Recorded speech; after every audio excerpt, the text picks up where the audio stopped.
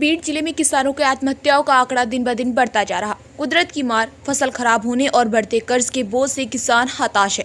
पीड़ित परिवारों का दर्द, प्रशासन की भूमिका और उपायों पर एक्सपर्ट्स की राय, सरकारी योजनाओं की असली स्थिति और यह सच कि इस गंभीर मुद्दे पर सरकार के लेवल से कहीं भी ध्यान नहीं दिया जा रहा, जिससे देखा जा रहा है कि बीड जिले में किसानों के लिए आने वाली योजनाएं सिर्फ कागजों पर हैं।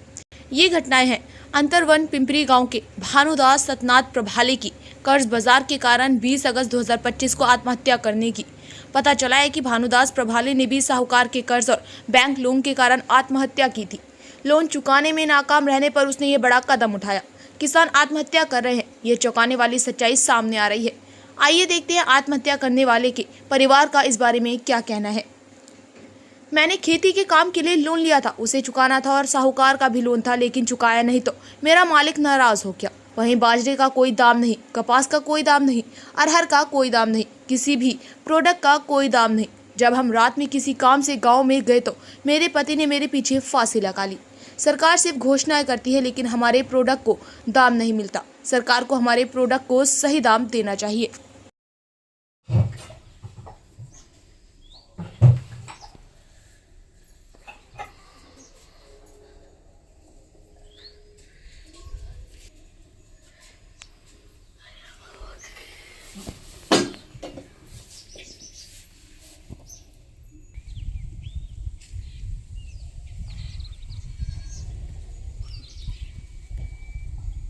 तुरीला भाव नाही, सोयाबीनला भाव नाही, बाजरीला भाव नाही, ज्वारीला भाव नाही। 80 वर्ष झालं ना मला, त्यापासून हेच भाव आहे।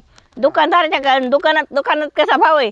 साखरेला भाव, पत्तीला भाव, त्यांना सावलीला बसून आणि आमचे कष्ट करून मला लागलंच ना आम्ही। मग केलं आता आम्ही घेतो पुतीला आणि म्हाताऱ्याने केलं। मग तसं बँकेचं कर्ज, लोकांचं कर्ज द्यायचं, कशाने द्यायचं?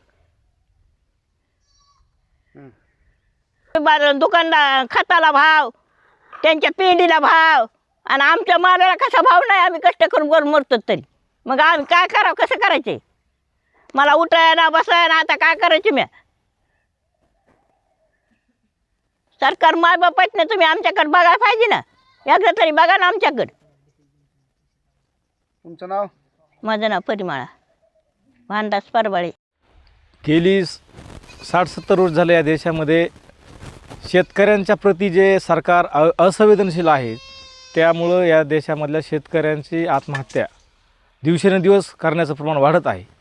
मुळात ह्याचं कारण असं की इथल्या शेतकऱ्यांना शासनाच्या ज्या काय सुविधा असतात त्या सुविधा टायमावर तर मिळतच नाहीत।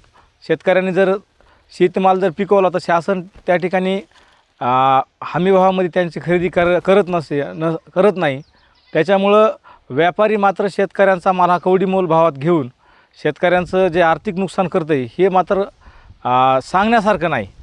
ह्या वर्षी सोयाबीनला आता पाठीमागून 6,000पर्यंत भाव झाला, पण सुरुवातीला ज्यावेळेस शेतकऱ्यांच्या शेतामधलं सोयाबीन निघलं त्यावेळेस मात्र 3,000पासून 3,500 4,000च्या घरात व्यापाऱ्यांनी शेतकरी सोयाबीन घेतली। शासन मात्र वेळ काढूपणा करतं आहे आणि दिवसेंदिवस शेतकऱ्यांचं आर्थिक नुकसान करतं आहे।